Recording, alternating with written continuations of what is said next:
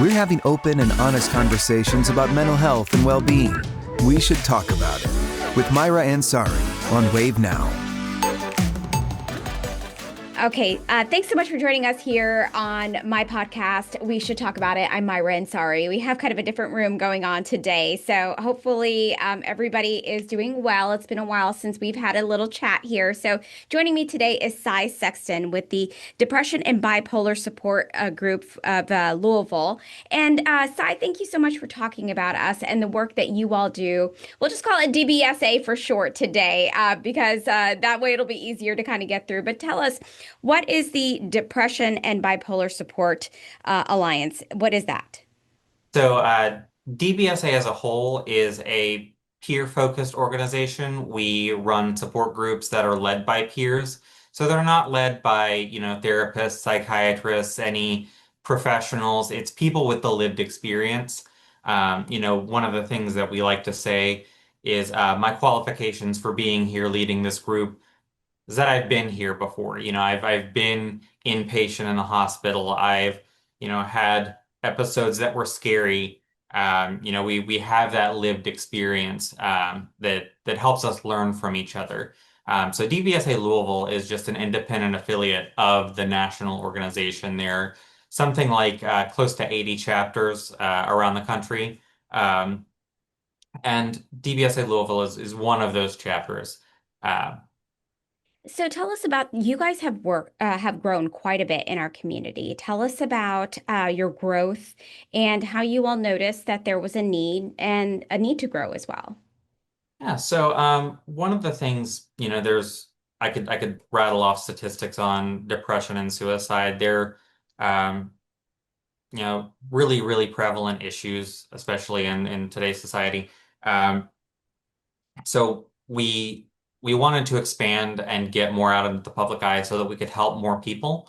One of the ways that we've done that is by engaging in different types of events. One of the events that we did recently, there was Anime Fest Louisville.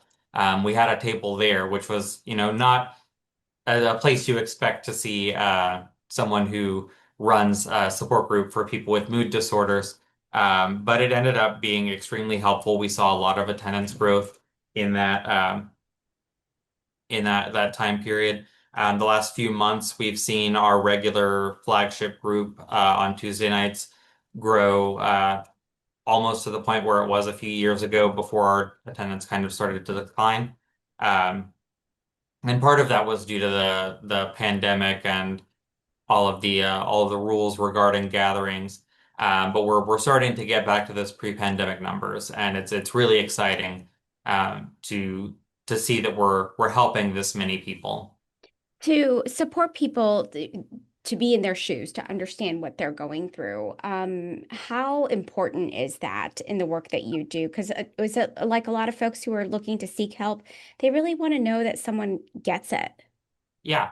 That's actually one of the things we had. Our national organization had a conference a couple of weeks ago, and we had a panel on the spectrum of peer support. And one of the things that we really emphasized was just how important peer support is in the recovery process. We have noticed, at least anecdotally, we don't have the studies to prove it just yet, but we've noticed anecdotally that people seem to get more out of their recovery when there's an added peer support element to it. So when there's support groups, when there's peer support professionals that, help you one-on-one. We have peer support people that'll go to doctor's appointments with you and help you advocate for yourself. There are peer support people who will, I know one person who has a peer support person come to help them while they clean and organize their home.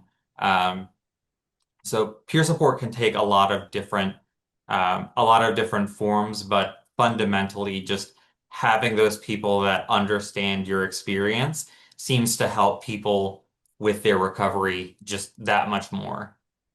Tell me, I know that you can't give away names or specifics, but walk me through cases where you've seen people grow and get better and manage their struggles. So I can actually just use myself as an example.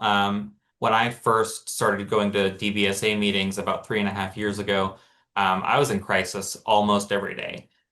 It was a pretty frequent problem. I had a lot of struggles with my mental health. I was coming off of out of a hospitalization for my second suicide attempt. So I really wasn't doing great when I found DBSA. But over the course of just a couple of weeks, I found myself able to share more, able to feel comfortable in the environment, able to just feel safe in an environment that I was unfamiliar with. And now after 3.5 years of these meetings, my mental health is more stable than it ever has been. And I have bipolar disorder, so I have the mania, I have the depression. I have the anxiety. My mood can go a number of different ways depending on uh, triggers and whatnot. Um, but I've really learned from other people like me how to manage those episodes a little bit better. Um, and now I'm at the point, 3 years ago, I wouldn't have imagined that I would be able to go back to school and finish my degree and pursue a terminal degree. And now I have that confidence that I didn't have then. So it really has transformed my life, and I've seen it do the same thing for other people. We have, oh, someone just unplugged my lights. Uh, I don't know what he's doing back there. It's all good. But yeah, I've seen it improve other people's lives. We've had, especially over the last year, um, a lot of new people come in and really start to feel comfortable sharing and really, get into that peer support role. I know there's one person who was also in crisis when they started about a year ago, and now they're at the point where they are wanting to volunteer with us and go to different events, and it's really exciting to see people get involved. But they're only able to get involved because they're comfortable because of that peer support environment. So it kind of builds on itself. Um, Tell me a little bit more about bipolar disorder. Like what makes it different than other disorders? So it's bipolar disorder because there are two extremes of mood. So you have unipolar depression or monopolar depression, where it's just depression. That's your main disorder.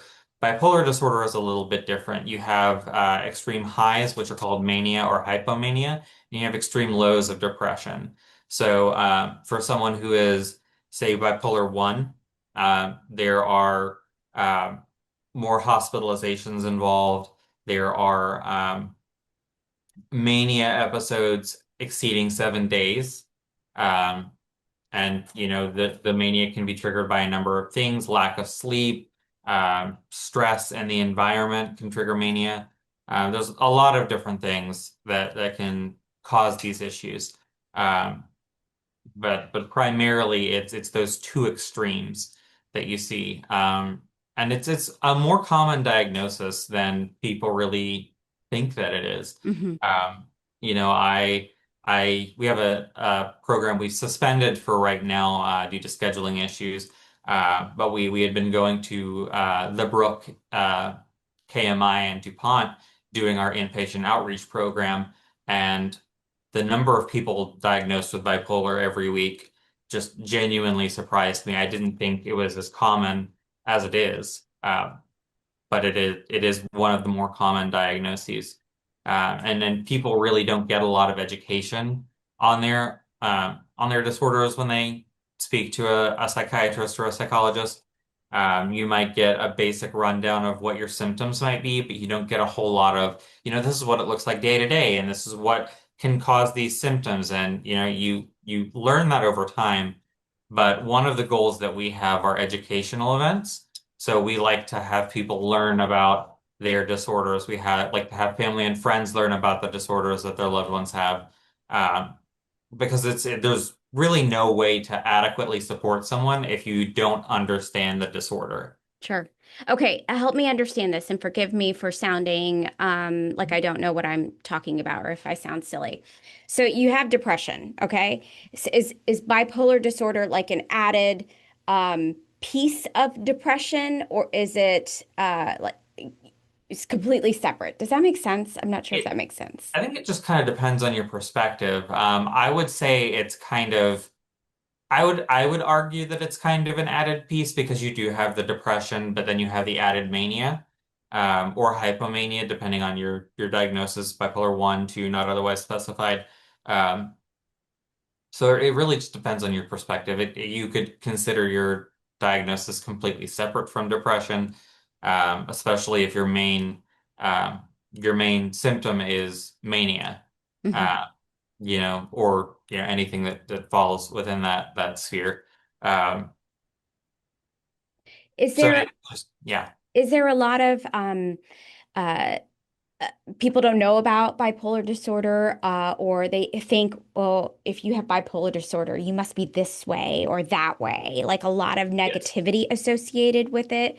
And then Yes. how do you deal with that? How do you combat those preconceived notions? There's a lot of stigma, and really the only way to effectively combat stigma is education.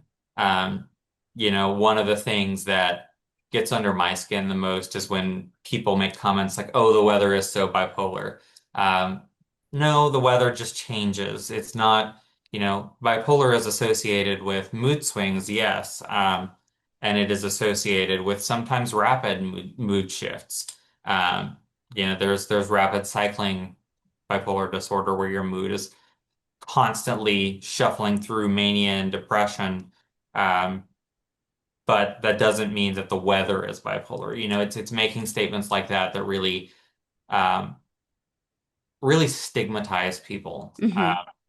We see a lot of people thinking that because you're bipolar, you're automatically a violent person, that you're an angry person. And sure, uh, we hold space for the feeling of anger. That is one thing that we deal with is bipolar anger and bipolar rage, but it is not something that really puts people in danger all that frequently, Hmm. especially if it's well controlled. And when it's well controlled, it's usually because someone has the education to back up their disorder and really take care of themselves. So that's one of the big focuses of DBSA is education.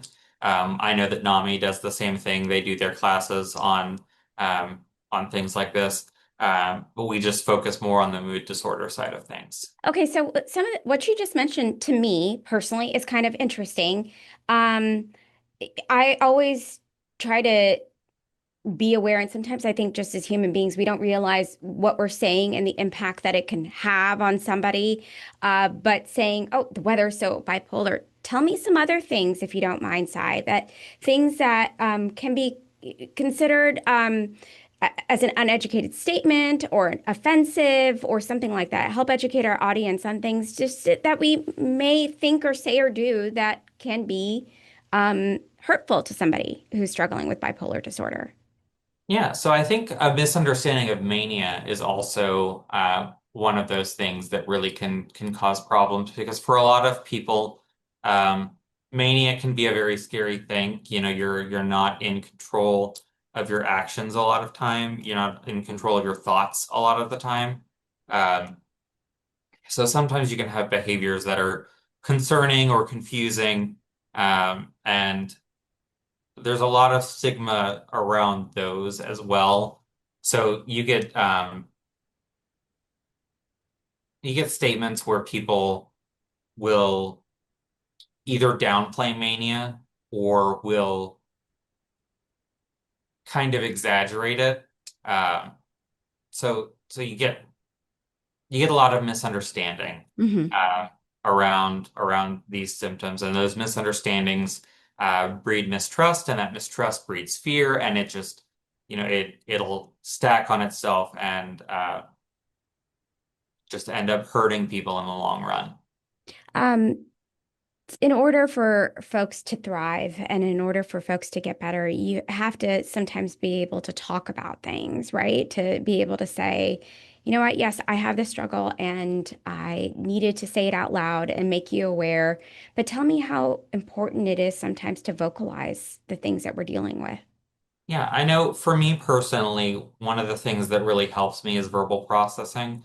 I do most of my work in therapy just talking my problems out. My therapist doesn't give much input.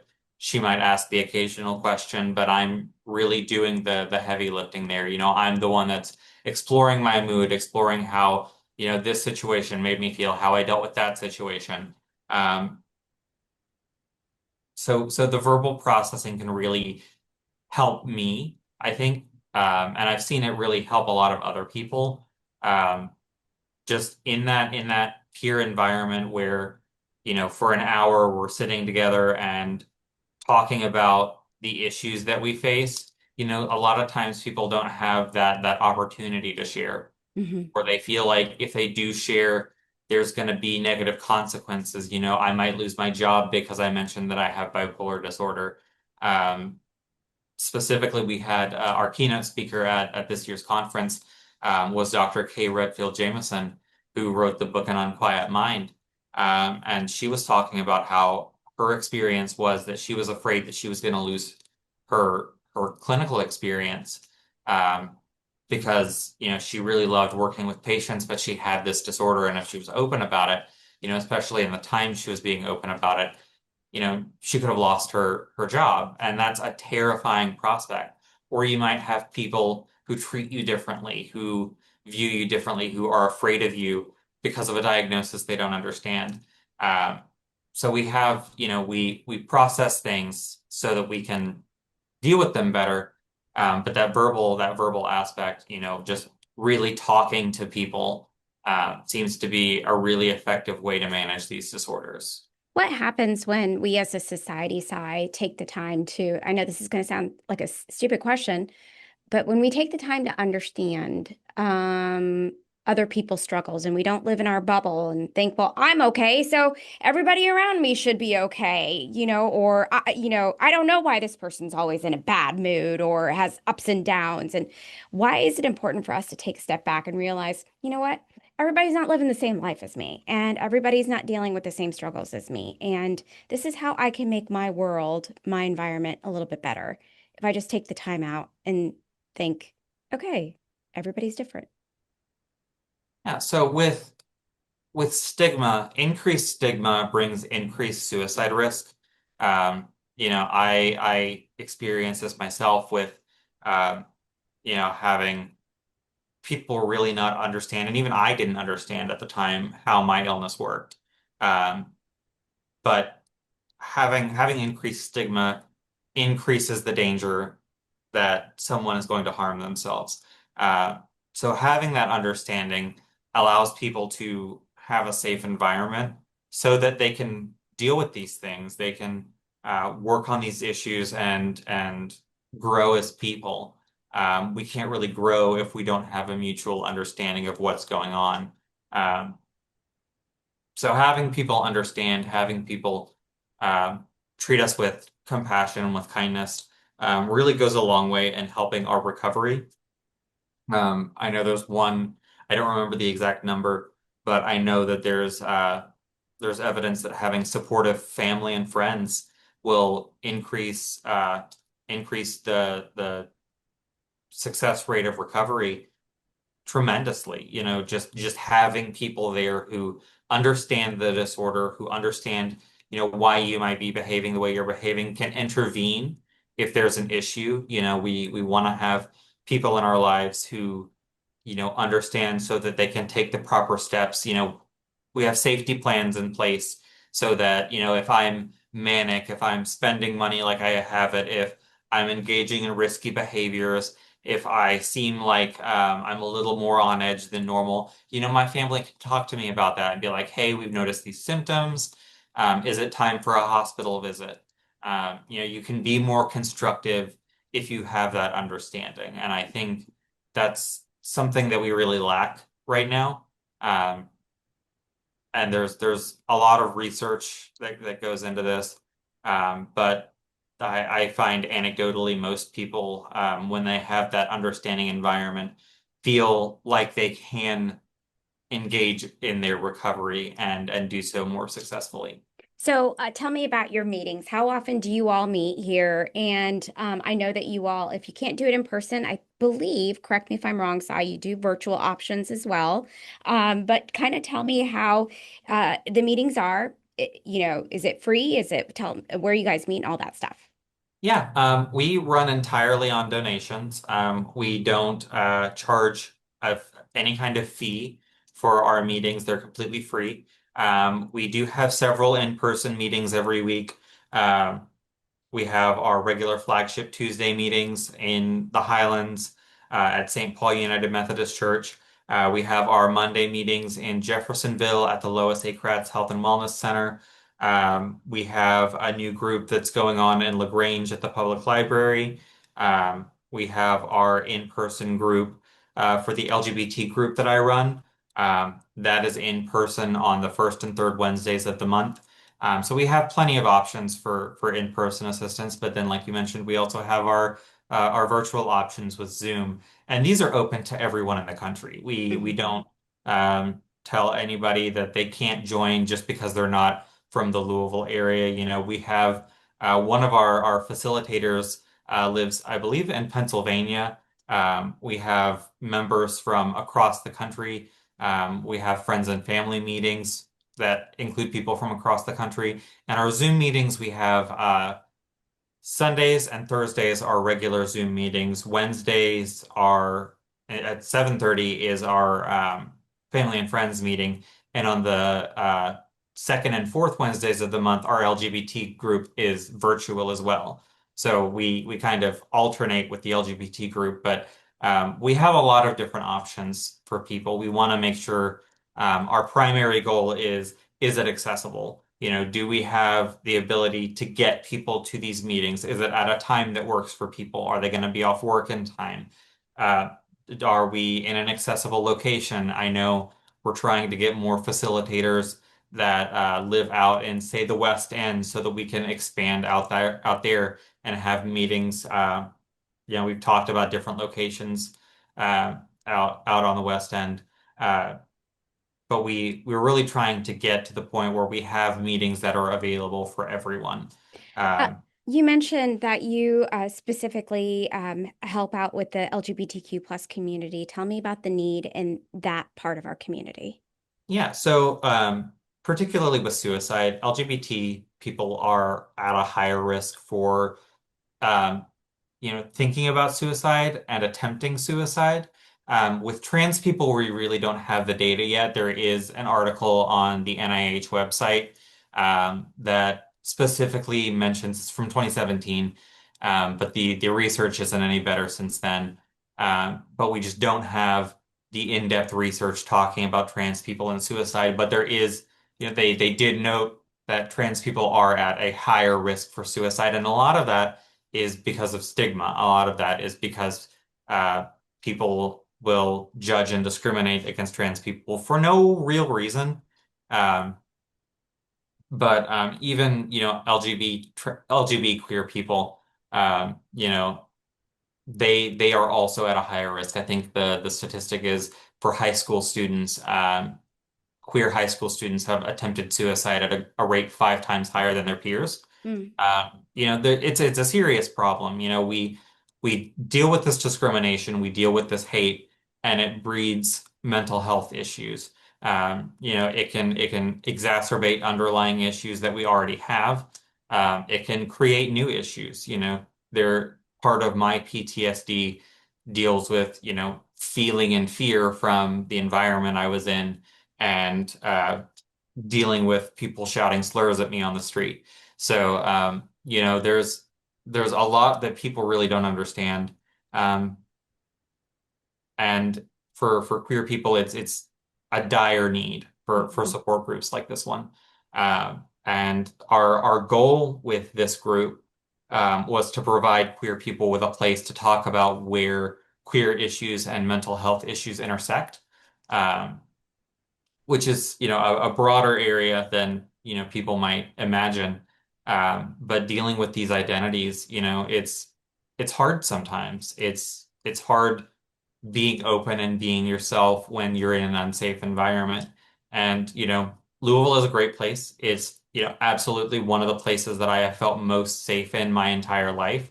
But I still, walking down the street sometimes get a little bit concerned that someone is going to hate crime me. Um, And that fear doesn't really go away. Mhm. You can combat that fear, you can overcome that fear. Um, but ultimately, the thing that helps is being with a community that understands. Um, and we've had a lot of people get a lot out of the LGBTQ plus meetings, um, and feel like they're in a safe place, and that's exactly what we wanted with this. We partner with Mandala House for that. I don't know how familiar you are with Mandala House, as what with the work that they do. They've been incredibly wonderful to us. I couldn't have asked for a better location to host these meetings. Um, they're just great people. I've been to several of their events, and they really care about the community, and that's the kind of people we want to partner with, are people who care about the community, who want to do their best to support the community. Cy, tell me, ask anything that I did not ask you that you feel like our listeners and viewers need to know about just the work that Depression and Bipolar Support Alliance does here in our community. Tell us anything that I didn't ask you. So yeah, so one of the things that I did want to mention specifically, I know we've talked about suicide a little bit, and I forgot to preface this, but one of the things we're trying to do is rework how we talk about suicide. We don't want to say things like so and so committed suicide, that or someone had a failed suicide attempt or a successful suicide attempt. Those really place a lot of blame on the person who is attempting suicide. So we really like to phrase things, if someone did pass, we say died by suicide. Frame that as the cause of death, not as something they did. Um, because when you frame it in a way that assigns blame, it's easier for people to feel even guiltier and attempt even more. Like I said, I have two suicide attempts, and the guilt of committing suicide, really pushed me into my second attempt just a year after my first one. Mm. Uh, so there's reworking how we talk about these things. And I think that's hugely important. And I think reworking how we talk about mental health as a whole, speaking with more compassion, speaking with more care. I like to describe myself as someone who has more empathy than a human person should have. Um, but I feel like when we use that empathy, when we engage with people authentically, um, we can really help them with their recovery. And whether they're a cishet person or a queer person, we all need support, especially in these times where we're seeing healthcare funding going down. We're seeing research funding going down. There's a lot of cuts going on at the federal level that are really endangering people's mental health. The 988 crisis line had the LGBT option cut. Despite the fact that that was hugely successful in saving queer lives. Um, there's a lot of that going on. So we're um, really trying to engage the public in a way that, you know, works for both ends, for people who have mental illness and who don't have mental illness, what works for both of us. And that is just open and honest communication. Okay. Cy, thank you so much for all of the work that you do. I really appreciate it. Where can folks go for more information on DBSA? Yeah, so if you're anywhere else in the country or around the world, you can go to dbsalliance.org. That's our national website. They have directories that'll get you to a meeting locally or online. Or you can go to our website, dbsalouisville.org. We have our contact information listed there. We have all of our meetings listed there. So you can see where they are, what we do. Or if you have questions, you can email us at info@dbsalouisville.org or email me directly at cy@dbsalouisville.org. We're happy to answer any questions we can. We get a lot of emails every week. Sometimes it takes us a little bit to get to them, but we try to be as prompt and quick about responses as possible, usually within a day. All So we right. try to get back to people pretty quickly. All right. Cy, thank you so much for your time today. I really appreciate it. Yeah, thank you. All right. I'm Myra Ansari for We Should Talk About It. Have a great day.